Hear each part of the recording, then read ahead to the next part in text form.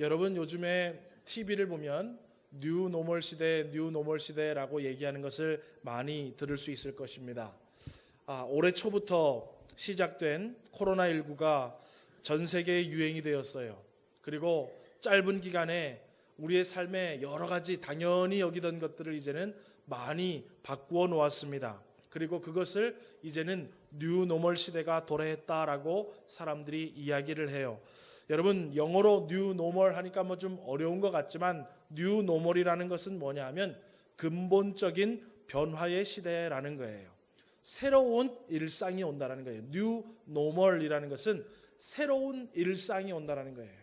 여러분 작년까지만 해도 예배 시간에 마스크 안 끼고 예배 드리는 게 일상이었어요. 그죠? 그런데 올해는 마스크를 끼고 예배 드리는 게 어때요?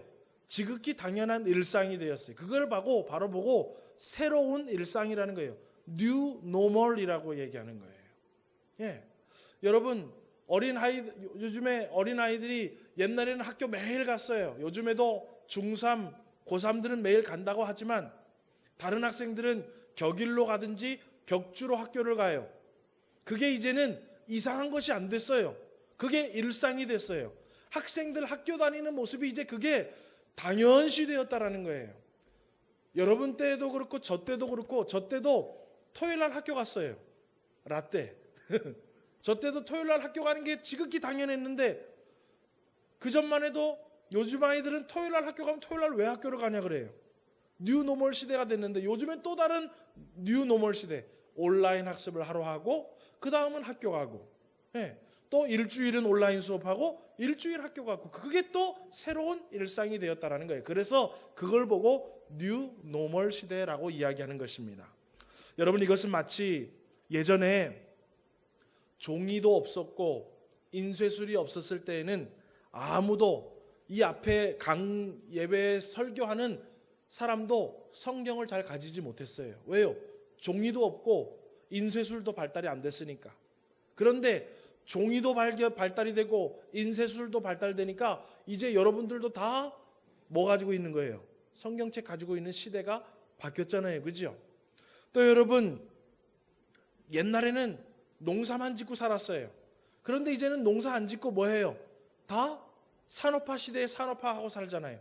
그렇게 새로운 시대가 온 것처럼 이제 코로나19를 계기로 해서 새로운 시대가 도래했다라고 얘기하는 것이 많은 사회학자들의 이야기고 경제학자들의 이야기고 또 심지어는 신학자들도 그런 이야기를 하고 있는 시대입니다. 그렇다면 여러분 코로나로 인해서 이전과는 다른 새로운 시대를 우리가 받아들이고 있고 또 새로운 시대를 경험하고 있는 이 뉴 노멀의 시대에 그러면 교회에도 그런 뉴 노멀이 우리를 변화를 요구하고 있고 우리는 변화하고 있는데 여러분 그렇다면 예전에는 당연히 했던 소그룹의 모임들이 이제는 어때요? 모여지지 못하잖아요. 여러분 우리 지금 올해 벌써 셀 모임부터 못하고 있잖아요. 그죠? 예, 벌써 우리 뭐예요? 시대가 바뀐 시대에 살아가고 있는 거예요. 여러분 벌써. 예, 아마 제가 다음 주부터 여러분 각 가정마다 돌아가면서 셀 모임 모이세요. 그러면 이제는 이상하게 생각할걸요. 그죠? 아유 우리 목사님 왜 이런 시기에 각 가정마다 모이라 그러나 벌써 우리는 어때요? 변화를 이미 받아들였다라는 거예요. 변화를 이미 받아들였다라는 거예요. 또 여러분 예배당에 함께 모여서 찬양을 하고 기도하는 모습도 마스크를 낀 채로 이미 변화한 모습을 우리가 받아들이고 경험하고 있는 거예요. 또 여러분 각 가정마다 방문하여서 신방하는 것도 이제는 좀 어때요? 거리껴지고 이제는 좀 자제하잖아요. 또 여러분 기관이나 단체나 함께 모여서 여름 성경학교 수련회와 같은 것도 이전처럼 우리가 자유롭게 하지 못하는 시대를 우리가 바라보고 있고 또 어떻게 그것을 대처해야 되나 그 변화도 우리가 지금 준비하는 시대가 이 시대라는 것입니다. 그렇다면 여러분 이렇게 변화를 경험하고 있고 변화를 요청하고 있는 시대에 오늘 결코 변해서는 안 되는 본질이 있다라는 거예요. 시대가 변해서 변화돼야 되는 것도 있지만 결코 변해서는 안 될 본질들이 있는데 오늘 여러분 세상이 많이 변하고 우리의 생각과 사고방식이 변하고 있습니다. 생활 방식이 변하고 있고 세상 사람들이 하는 이야기가 변하고 있습니다. 그런데 여러분, 우리는 그 변화의 시대를 살아가면서 변화될 것은 변화되어야 되지만 변화되지 말아야 할 본질을 지켜야 될 것이 오늘 무엇인가를 저와 여러분이 좀 깨닫고 이 뉴 노멀의 시대에 본질을 잘 깨달아 본질을 흐트러트림 없이 믿음으로 걸어갈 수 있는 신앙의 길을 걸어가는 은혜가 오늘 말씀을 통해서 저와 여러분에게 주어지기를 주님의 이름으로 축원합니다. 주제가 어렵지 않지요? 네, 어려우신 분 손 한번 들어보세요. 목사님, 나 이거 지금 뭔 얘기하는지 모르겠다고 손 한번 들어주시면 오늘 오후에 3시 반부터 6시 반까지 제가 알려드릴 테니까. 아무도 없죠? 네. 자, 그러면 여러분, 다 세상이 변해도 막 하늘이 다 갈아엎어지고 땅이 갈아엎어지고 천지가 개벽을 해도 변하지 말아야 할 본질이 무엇인가? 첫 번째로는 하나님의 말씀이 본질이라는 것입니다. 여러분, 오늘 본문에 보니까 예수님께서 이 땅 가운데 육신의 모습으로 오셔서 잘 자라시다가 이제 예수님이 구원 사역을 위해서 실질적으로 세례 요한에게 요단강가에서 세례를 받으시고 실질적으로 사역을 시작하려고 할 때에 오늘 본문 보니까 성령께서 예수님을 이끌어 광야로 데리고 갔어요. 그래서 광야에서 40일 동안 금식 기도를 하시게 됩니다. 그런데 40일 동안 광야에서 금식 기도를 하신 후에 이 예수님에게 누가 찾아오는가 보니까 오늘 사단이가 찾아와요. 마귀가 찾아와요. 그래서 이 사탄과 마귀가, 여러분, 일반 상식입니다. 사탄과 마귀는, 제가 한국은 제 이름이 송성석이고 제가 영어 이름은 없지만 외국에 있을 때는 저를 송이라고 불렀어요. 그거하고 똑같은 거예요, 여러분. 사울하고 바울하고 히브리 이름하고 헬라어 이름인 것처럼 사단, 마귀도 헬라어, 히브리어로 그냥 다른 거지 존재가 다른 것이 아니에요. 어떤 사람이 부르냐에 따라서 그 나라의 언어로 그냥 마귀, 사탄이 다른 거지 마귀가 따로 있고 사탄이 따로 있는 건 아니에요. 자, 하여튼 사단이가 찾아왔어요. 예수님을 찾아와서 유혹을 하고 시험을 하게 되는데 오늘 3절과 같은 시험을 하게 이릅니다. 여러분, 우리 3절 말씀을 한번 같이 읽어보겠습니다. 시작.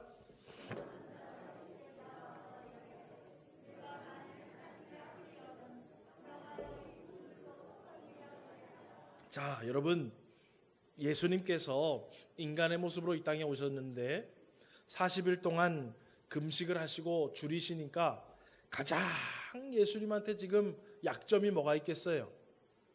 가장 예수님한테 필요한 게 바로 먹는 거예요. 그죠? 금식해 보신 분, 저는 하루 금식하다 죽는 줄 알았어요. 점심 되니까 여러분, 그거 제가 보니까 금식도요, 금식 기도도요, 좀 할 수 있는 사람이 해야 되지 금식하고 기도하려니까요 배가 고파서 기도가 안 나와. 온 천지가 다 먹고 싶은 거예요. 온 천지가 다 계속 먹을 거예요. 뭐 하나님 앞에 기도할 생각을 안 하고 계속 먹을 것만 생각나. 그래서 제가 차라리 시컷 먹고 기도하는 게 낫겠다 싶어가지고 그 다음부터는 금식 기도 안 해요. 여러분, 굶으시니까 얼마나 줄이고 배가 고프겠어요. 여러분, 오늘 예수님을 찾아온 이 사단은요, 가장 인간에게 있어서 기본적이고 민감하고도 중요한 먹고 사는 것에 대해서 시험을 주기에 이릅니다. 여러분, 우리가 좀 편리를 못 누려도요, 좀 옷을 조금 세련되게 못 입어도요, 안 먹고는 못 살아요. 그죠? 먹어야 뭐 그 다음부터 패션도 있고 그 다음부터 뭐 편안한 것도 있죠. 여러분, 먹지를 못했는데 패션이 무슨 소용이고 먹지를 못했는데 좋은 것 누리는 게 무슨 소용이 있겠어요. 우리 살아가는데요, 먹고 사는 게 가장 중요한 것입니다. 여러분, 코로나19로 인해서 바이러스에 감염되어서 직접적인 피해를 입고 사망에 이르는 문제도 심각하지만 결국 이 코로나19로 인해서 시간이 점차 지나갈수록 사회적으로, 국가적으로, 전 세계적으로 아주 민감하고 더 큰 문제가 나타나는 것은 바로 경제적인 문제가 일어나고 있습니다. 여러분, 이 경제적인 문제는 사실은 쉽게 말하면 먹고 사는 거예요. 먹고 사는 것 때문에, 코로나 때문에요, 먹고 사는 것이 어려움에 봉착하는 분들이 코로나로 어려움 당하시는 분들보다 더 많아지고 더 큰 문제로 대두되더라는 것입니다. 여러분, 이러한 시대에 개인의 경제활동, 사회적 경제활동, 그리고 국가적 경제활동에 많은 사람들이 변화를 모색하고 있고 어떻게 대처해야 되는지를 너무나도 중요하게 생각하고 있어요. 그래서 뉴딜이다, 뉴노멀이다 라고 얘기해서 개인적인 경제관, 사회적인, 국가적인, 전 세계적인 경제관을 어떻게 바꿔야 될 것인가, 그래야 이 코로나 시대에 어떻게 국가가 살아남고 가정이 살아남고 사회가 살아남고 사업이 살아남고 직장생활하는 것들, 개인의 경제활동이 보장을 받고 안전하게 이를까, 여러 사람들이 여러 가지 이야기를 하고 있습니다. 그리고 우리도 굉장히 민감합니다. 여러분, 직장생활 하시는 분들도 아마 이 코로나 시대에 경제적으로 여러분들 민감하실 거예요. 사업하시는 분들은 아마도 더 큰 어려움을 겪고 있는 줄 알고 있습니다. 또 여러분, 많은 비정규직들이 일자리를 잇는 그러한 시대가 지금의 시대입니다. 그런데 여러분, 그렇게 경제적인 걱정을 하고 있는 이 시대에 사단은 말합니다. 돌들로 떡덩이가 되게 하라. 굶주려 있는 예수님 앞에 돌들로 떡덩이가 되게 해서 먹고 사는 것에 내가 책임져 주겠다라고 얘기하는 것처럼, 오늘 이 시대에 아이고 우리 자녀들이, 우리 집안이, 우리 사업장을 어떻게 하면 될까, 이 코로나 시대의 경제적인 이 국가가 어떻게 하면은 이 국가가 경제적인 어려움을 타개할 수 있을까, 다 그것을 걱정하고 있지만 우리 주님은 뭐라고 얘기하고 오기를 원하시냐면 마태복음 4장 4절의 이야기를 우리에게 들려주시기를 원하십니다. 우리 마태복음 4장 4절을 함께 읽습니다. 시작.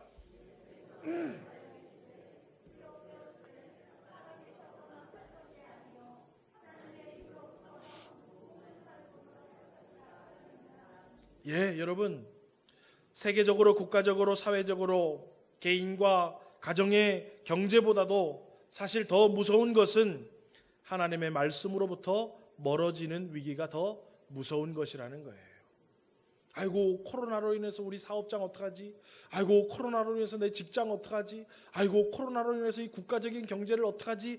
그것보다 사실 더 걱정이 돼야 되는 것은 뭐냐 하면, 우리의 마음이 점차 하나님의 말씀을 떠나고, 우리의 생각이 하나님의 말씀을 떠나고, 우리의 삶이 하나님의 말씀과 별개로 살아가고 있고, 우리의 자녀들이 하나님의 말씀을 모르고 살아가는 것이 더 큰 위기라는 것을 우리는 기억해야 된다는 거예요. 왜요? 사람은 떡으로만 사는 존재가 아니라는 거예요. 사람은 경제 생활이 잘 된다고만 살아갈 수 있는 존재가 아니라는 거예요. 사람은 하나님의 말씀으로 살아가는 존재이기 때문에 그렇습니다. 여러분, 하나님의 말씀은 우리를 살리는 말씀이에요.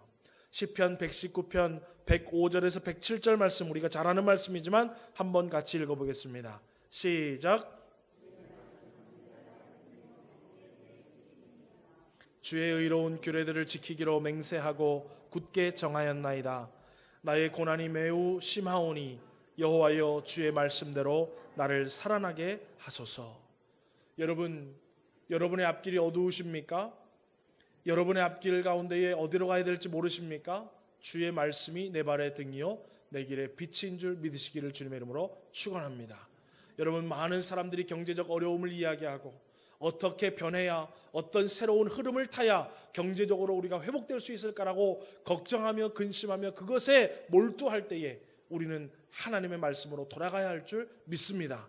하나님의 말씀이 우리를 진리의 길로, 생명의 길로, 복된 길로 우리를 인도하실 것이고, 이 불확실한 미래, 어떻게 해야 될지를 모르는 미래, 또 우리의 앞길을 어떻게 살아가야 할지를 모르는 이 미래 가운데 하나님께서 밝은 빛을 비춰주셔서 말씀을 통하여 우리를 진리의 길, 은혜의 길, 복된 길로 인도하여 주실 것이라는 거예요. 여러분, 경제적인 흐름을 잘 타는 것이 변화를 잘 맞이하는 것이 아니에요. 변화가 요청될 때에 본질의 말씀을 다시 붙잡는 것이 우리 저와 여러분이 지켜야 할 하나님의 본질의 삶인 줄 믿으시기를 주님의 이름으로 축원합니다. 여러분, 얼마나 성경 읽고 계십니까? 하루에 성경을 한번 열고 계십니까? 여러분, 지금부터 다시 성경을 펴시고 성경을 읽는 말씀의 본질로 돌아가는 저와 여러분 되기를 주님의 이름으로 축원합니다. 여러분, 경제적으로 어떻게 해야 될지 정보 얻는 것보다 다른 좋은 강연 듣는 것보다 여러분 이럴 때일수록 하나님의 말씀을 펼치셔야 됩니다. 또 여러분 예배드리지 못하다가 이렇게 예배에 다시 모이게 되었을 때 얼마나 여러분 지금 말씀을 듣는데 열심을 품고 계십니까? 여러분 이렇게 하다가 끝나겠지라고 생각하지 마세요. 나중에는 6개월을 예배 못 들을 수도 있고 1년을 예배를 못 들을 그날이 올지도 몰라요. 그렇잖아요, 여러분. 우리가 언제 여러분 이렇게 코로나가 와서 몇 주 동안 예배를 못 드리고 오전만 예배 드리고 떡 받고 집에 돌아가고 이렇게 마스크 끼고 예배 드릴지 누가 알았어요, 여러분? 아무도 몰랐어요. 그러면 올해 하반기는 2021년은 2022년은 어떻게 될지 우리가 어떻게 알아요? 그때 여러분 만약에 교회에서 예배를 못 드리게 되고 함께 모여서 예배 못 드리게 되면 여러분 어떻게 하실 겁니까? 그때 돼서 아이고 하나님의 말씀을 안 드니까 이렇게 하네. 그러지 마시고 여러분 지금부터 말씀 읽는 훈련하시고 지금부터 열심히 교회에 나오셔서 하나님의 말씀을 귀에 담으시기를 주님의 이름으로 축원합니다. 이 시대에 더욱더 힘써야 할 본질이 바로 하나님의 말씀이라는 것입니다. 오늘 여러분 뉴 노멀 시대에 우리를 먹고 살리고 우리의 삶을 책임져 주는 것이 하나님의 말씀인 줄 믿으시고 본질된 하나님의 말씀으로 새롭게 되는 은혜가 우리 온 교회 성도들에게 있기를 주님의 이름으로 축원합니다. 두 번째로는 이 변화의 시대에 우리가 붙잡아야 할 것은 바로 진리를 분별하고 믿어야 하는 믿음을 붙잡아야 할 줄 믿습니다. 여러분 이 시대에는 모든 것이 불확실한 시대예요. 그리고 너무나도 수많은 거짓이 난무하는 시대입니다. 성경을 보면 사단은 거짓말하는 자요 속이는 자라고 되어 있어요. 사탄은요 항상 거짓말을 해요. 항상 우리를 속여요. 항상 뻥을 쳐요. 항상 우리를요 속아 넘어가게 만들어요. 사단은 이렇게 뉴 노멀 시대에 진리에 대해서는 의심을 하게 만들고 비진리는 진리로 알게 하는 일들을 열심히 하고 있어요. 오늘 여러분 마귀가 예수님을 찾아와서 한 이야기 두 번째로 5절에서 6절 말씀을 한번 같이 읽어보겠습니다. 시작.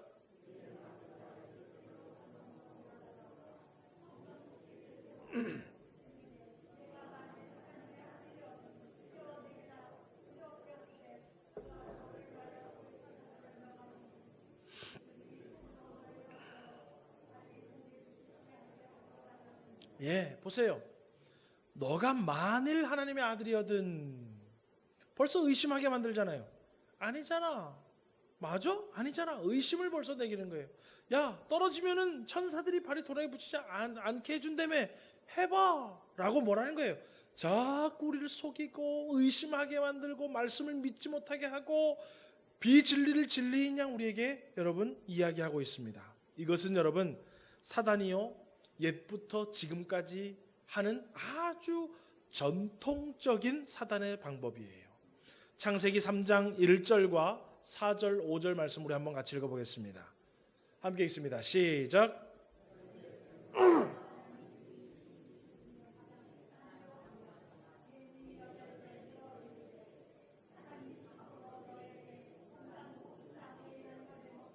자 보세요. 하나님이 참으로 너희에게 동산 모든 나무의 열매를 먹지 말라 하시더냐. 벌써 뭐예요? 하나님이 그렇게 말한 적도 없어요. 그런데 야 하나님이 정말 동산 나무의 모든 거 먹지 말래라고 얘기하면서 뭐예요? 비진리를 진리인 것처럼 오묘하게 아주 속임수를 써가지고요 우리에게 제시를 하고 있다는 거예요. 또 계속 읽어볼까요? 뱀이 여자에게 시작. 뱀이 여자에게 이르되 너희가 결코 죽지 아니하리라. 너희가 그것을 먹는 날에는 너희 눈이 밝아져 하나님과 같이 되어 선악을 알 줄 하나님이 아심이라. 또 뻥치고 있잖아요. 그죠? 야 그거 먹으면 너희 눈이 밝아지고 결코 죽지 않고 하나님처럼 된다라고 또 뻥치고 있어요. 여러분 저와 여러분이 살아가는 시대에는요 얼마나 거짓이 우리의 마음을 빼앗아가고 생각을 빼앗아가고 있는지 몰라요. 여러분 이것은 비단 성경적인 진리만을 이야기하는 것이 아니에요. 이 세상의 공의와 정의에 대해서도 얼마나 거짓을 많이 퍼뜨리고요, 많은 세상 사람들이요 비진리를 진리로 알게 만들고 있는지 모릅니다. 여러분, 오늘날 많은 기독교인들이요 하나님의 말씀을 진리로 받아들이지를 않고 있습니다. 그저 내가 듣기 좋은 말을 하면 기분도 좋고 은혜를 받았다라고 얘기하는데, 내 생각과 좀 다르고 내가 좀 듣기 싫고 내 마음에 찔림이 있는 말은요 불쾌해해요. 저는 목회 별로 안 해봤지만요 그런 경험을 많이 했어요. 우리 목사님 나가지고 이런 얘기 설교한다고, 우리 목사님 나 들으라고 설교 이렇게 하더라고. 그래서 교회 안 나오는 분들 여러 계셔요.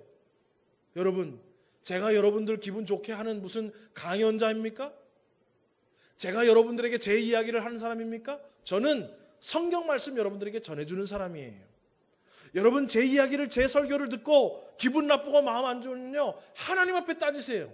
하나님 왜 듣기 싫은 얘기를 성경에 써놨습니까? 왜 하나님 이렇게 이 시대하고 맞지 않는 얘기를 성경에 써놓고 나보고 하라 그럽니까? 하나님 앞에 얘기하셔야 돼요. 여러분, 하나님의 말씀을 우리는요 이 시간에 이 시대에 잘 받아들이려고 하지 않아요.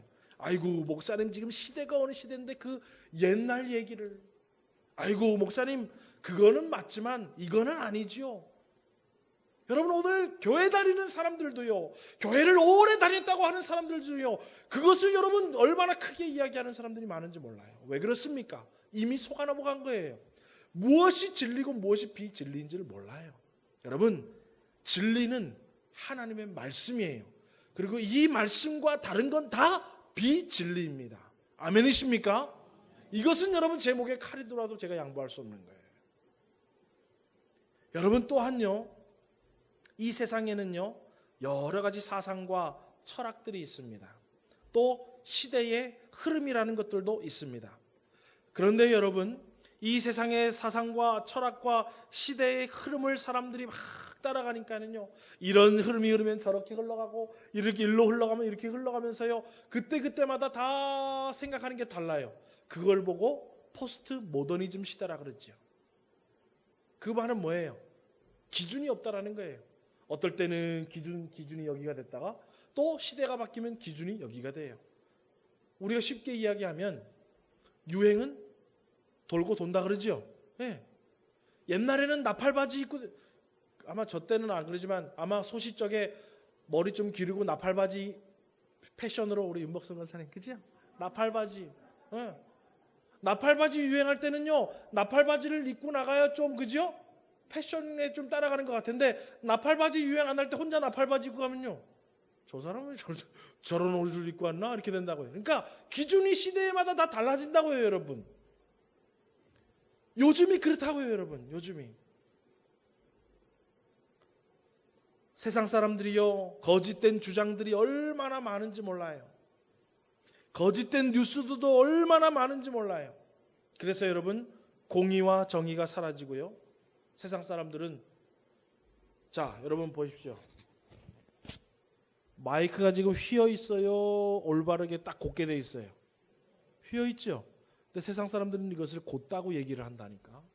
별의별 설명을 다 하면서요 굽은 것을 곧은 것이라고 얘기해요. 그걸 자꾸 들으니까는요, 아, 그 말도 맞네. 요즘 시대가 그렇다고요. 여러분, 곧은 거를 곧다고 얘기를 안 해요. 저건 어떻게 해서 조금 휘었고 어떻게 해서 휘었고 어떻게 해서든지 곧은 것을 휘었다라고 얘기하고, 휜 거는 곧았다고 얘기를 하는 시대가 요즘 시대라는 거예요. 여러분, 그래서 제가 우리 교회에서 절대로 정치 얘기하지 말라는 거예요. 여러분, 정치에 정답이 있습니까? 정답이 있어요? 없어요? 없어요. 여러분, 예. 어떤 시각으로 보면 미통당이 잘하는 것 같고 어떤 시각으로 보면 민주당이 잘하는 것 같고, 둘이 싸우면 어떻게 되는 거예요? 만나면 싸우는 거예요. 여러분, 절대로 정치 노름하지 마십시오. 제가 볼 땐 둘 다 굽었어요. 고든 거는 우리 하나님의 진리밖에 없어요. 하나님의 정의밖에 없는 거예요. 그래서 성경에는 뭐라 그래요? 하나님의 때가 오면 정의가 하수처럼 흐른다라는 거예요. 얼마나 여러분 정의가 사라지고 공의가 사라진 시대니까, 하나님의 나라가 오면 공의와 정의가 하수같이 물이 바다를 덮음같이 하나님의 영광이 드러난다라는 거예요. 할렐루야. 오늘 여러분, 우리는 이 시대에 여러분 정신을 바싹 차리고 살아야 돼요.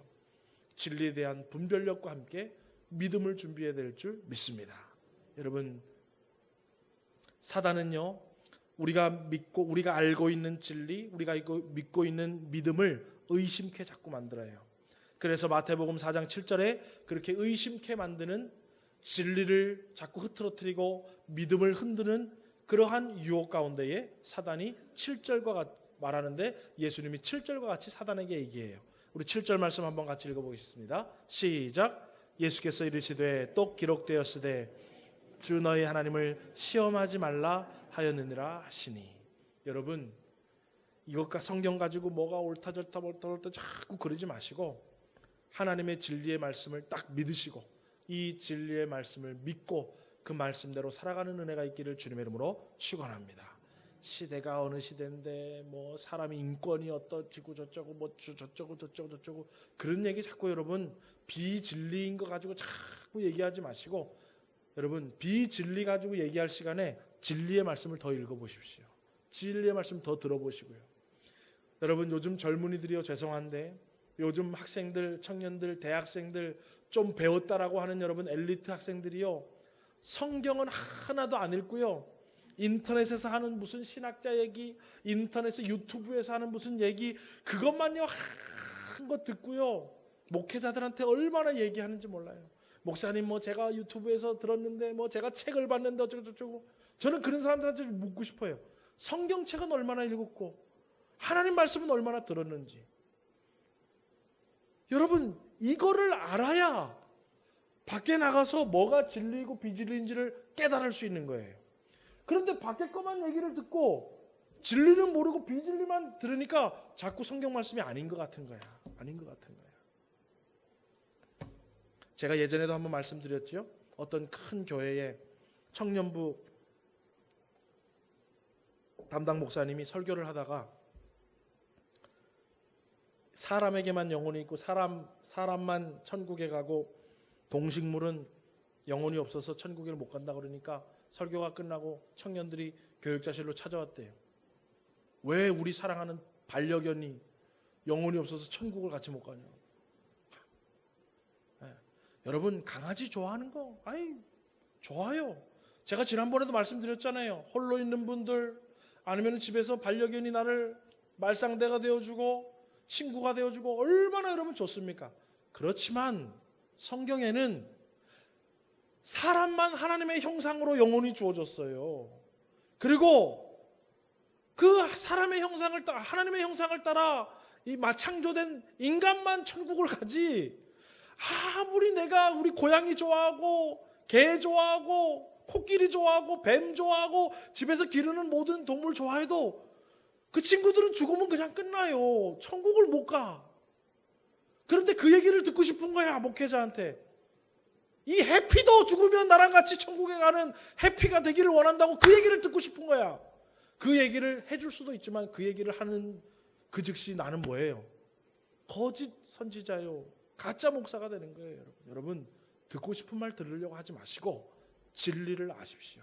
그리고 진리만 믿으시기를 주님의 이름으로 축원합니다. 요즘 시대에요, 많은 사람들이 진리를 모른 채 내가 원하는 것을 믿고 싶고 내가 원하는 것을 듣고 싶고 그렇게 변해야 된다고 생각해요. 교회도 목사님 그렇게 변해야지요. 시대가 어느 시대인데 목사님 고리타분하게 그러면 성도들이 교회 안 와요. 여러분 뭐 듣고 싶은 얘기 들으려고 교회 옵니까? 하나님이 우리를 구원해 주셔서 감사해서 오는 거지. 네, 여러분 절대로 세상의 사상과 철학과 달콤한 이야기와 그럴싸한 것들을 가운데에 여러분 변화되자고 혹은 그렇게 변해야 된다고 그렇게 믿음이 흔들리는 일이 없기를 주님의 이름으로 축원합니다.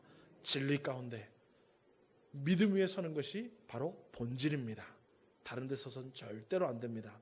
오늘 진리 위에 굳게 서서 믿음으로 사는 그러한 본질적인 신앙이 우리 서문교회 모든 성도님들에게 이 뉴 노멀의 시대에 흔들림이 없이 주어지기를 주님의 이름으로 축원합니다.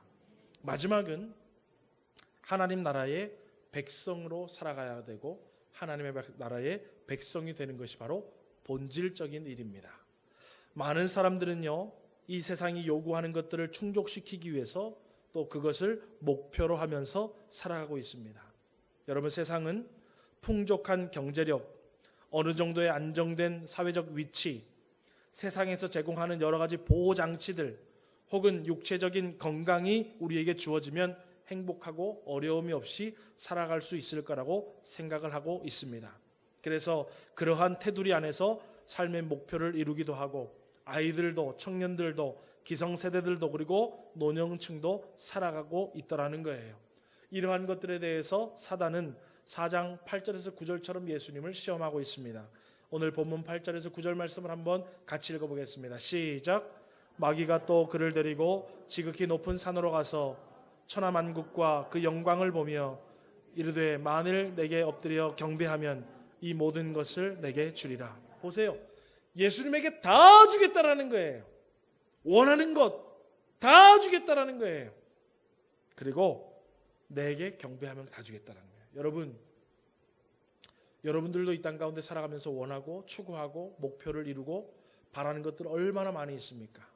어떤 분들은 이 정도의 경제적인 여유만 주어졌으면 좋겠다. 나 몇 살까지만 좀 건강하게 살았으면 좋겠다. 나 노후에 이렇게만 좀 준비되었으면 좋겠다. 우리 애들이 이렇게 길이 가고 그렇게만 좀 됐으면 좋겠다. 라고 여러분 생각하는 것들이 많이 있죠. 그리고 세상은 뭐라고 얘기하냐면, 야, 그렇게 하면 자녀들이 그렇게 돼. 야, 요렇게 저렇게 하면 너 그때까지 건강하게 살 수 있어. 야, 그렇게 저렇게 하면은 너 노년에 그런 거 다 준비할 수 있어요. 라고 지금 우리를 여러분 유혹하고 있다라는 거예요. 그리고 우리는 어때요? 아하, 그렇구나 하고 그것을 주겠다고, 이렇게 하면 그것을 이루어 주겠다라는 것을 믿고 의지하고 목표를 삼고 살아가고 있다는 거예요. 그게 여러분, 우리가 여러분 우상을 섬긴다는 것은요, 어디 저 산에 가서 바다의 용왕님한테 가서 아니면 다른 우상에게 가서 비나이다 하는 것만 우상 숭배가 아니에요. 여러분, 하나님을 의지 않고 다른 것을 의지하고 살아가는 모든 것들을 다 우상 숭배라고 얘기하는 거예요. 아, 우리 애가 요 초등학교 가서 요 중학교 가고 요 고등학교 가서 수능 시험 어느 정도 받을게, 내가 이렇게 좀 과외도 시키고 뭐도 시켜서 이렇게 하고 나중에 요 점수 나오고 이렇게 해서 이렇게 하면 잘 되겠지. 그 계획 자체가 우상 숭배라는 거예요.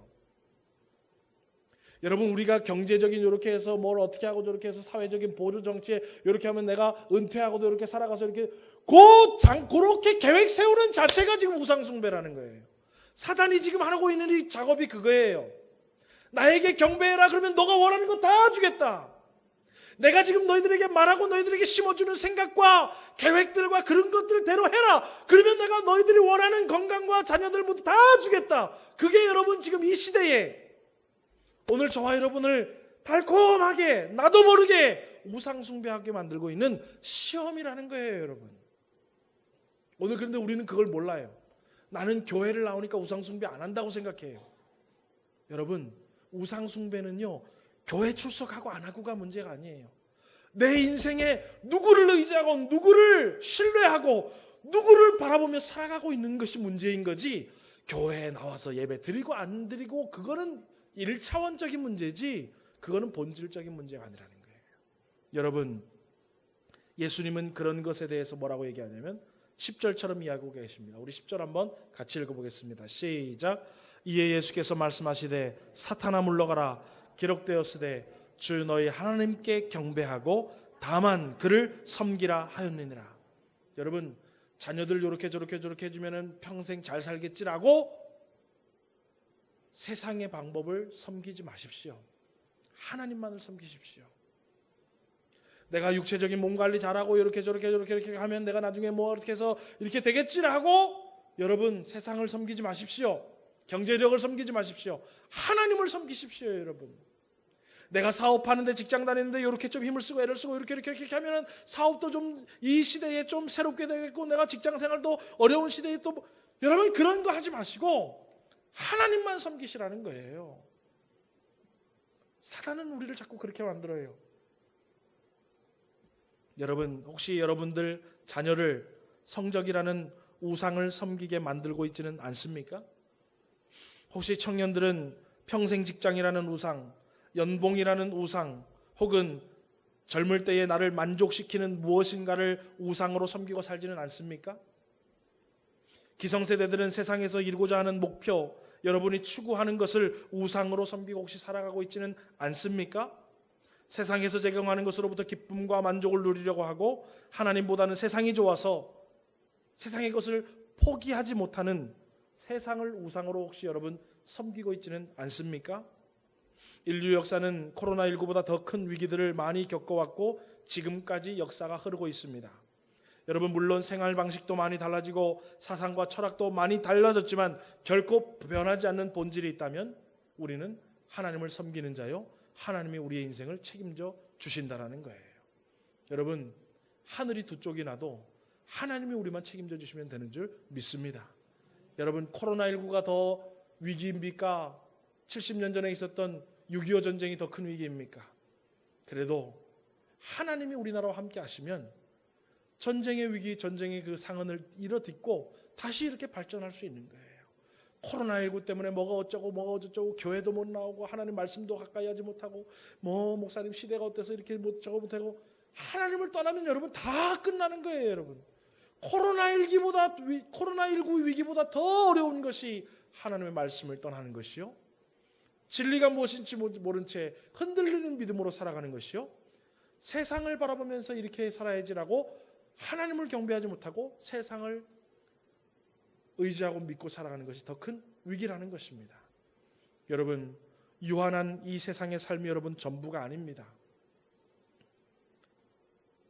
100살 넘게 난 살 자신 있다 손 한번 들어보세요. 없지요. 우리 일에는 어디서 들었는지 항상 그렇게 얘기해. 아빠, 갈 때는 순서가 없는 거예요. 난 그럴 때마다 웃기면서도 한편으로는 제가 왜 자꾸 저런 말을 하지? 네. 그런 생각도 들어요. 여러분, 우리 여러분 다 내일을 장담하지 못해요. 내일을 장담하지 못하고 다 유한한 인생을 살아가고 있습니다. 인생 많이 살아봤자 100살 살면 많이 살아요. 여러분, 이 100살 동안에 여러분 100살 동안에 뭘 호의호식하고 호강하고 남 부끄럽지 않고 어려움 없이 살아가려고 여러분 말씀도 떠나고 진리도 뭔지 모르고 하나님을 경배하는 것도 뭔지도 모르고 이 땅 가운데 여러분 수고하고 애쓰고 힘들고 나중에 병 들어가지고 후회하고 그러다가 여러분 인생을 마감하시려고 합니까? 여러분, 많은 사람들이 변화가 필요하고 변화돼야 되고 또 변화된 시대에 살아가고 있지만은 여러분, 변치 말아야 될 것이 있습니다. 오늘 마태복음 4장의 이야기를 기억하십시오. 사단은 여전히 예수님을 시험했듯이 우리를 넘어뜨리려고 하고 있습니다. 시대의 사조에 따라서, 세상의 풍습에 따라서, 많은 사람들이 그럴싸한 이야기를 하는 것에 따라서 우리의 마음과 생각을 흔들리게 만들고 있습니다.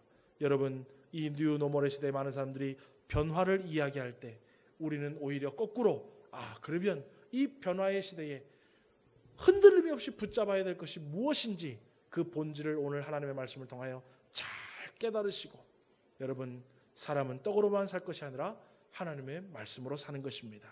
또 여러분, 삶의 진리가 무엇인지를 여러분 분별하십시오. 세상 사람들이 다 글로 가도 하나님의 말씀이 여기면 우리는 여기에 믿음으로 진리 붙잡고 서 있어야 합니다. 그리고 세상이 이것 주겠다 저것 주겠다 얘기해도 여러분 그거 고지고대로 믿고 그것에 마음 두지 마십시오. 우리가 정말로 믿고 마음 둬야 할 것은 저 천국의 하나님 나라요, 하나님이십니다. 오늘 여러분, 변화의 시대에 흔들림이 없는 본질을 잘 깨달아서 본질 가운데 바로 서서 흔들림이 없이 신앙생활 잘함으로 하나님이 여러분들의 삶을 책임져 주시고 하나님이 여러분들의 삶을 인도해 주시고 하나님이 여러분의 삶 가운데 은혜를 주실 것을 이 시대에 풍성하게 경험하고 받아 누리며 살아갈 수 있는 우리 서문교회 성도님들 다 되어지는 은혜가 있기를 주님의 이름으로 축원합니다. 기도하겠습니다.